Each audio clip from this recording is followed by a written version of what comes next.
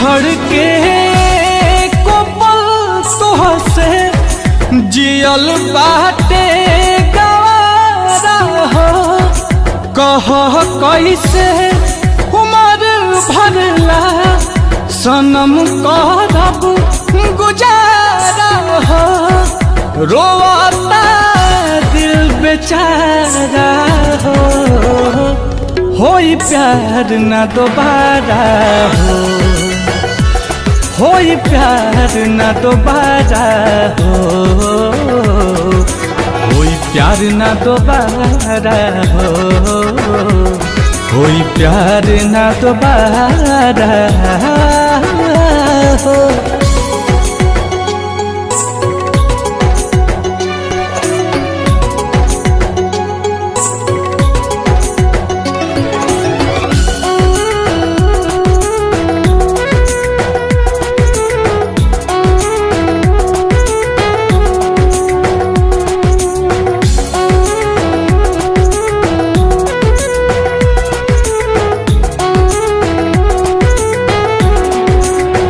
रूह दिल के ई बगिया अब कबो आबाद ना होई।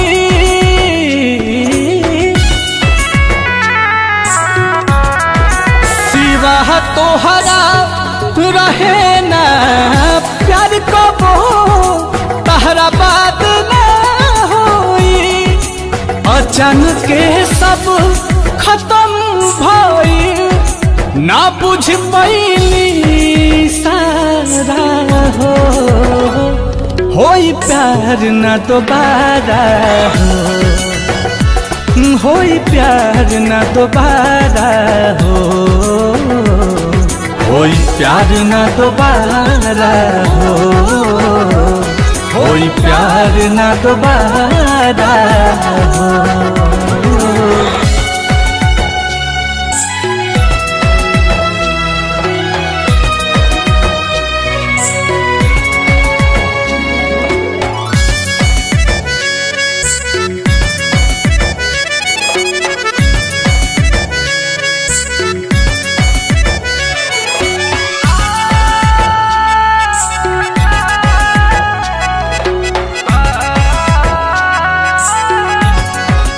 केहू औरी के कोरा में तोहार दिल खुश ता होई।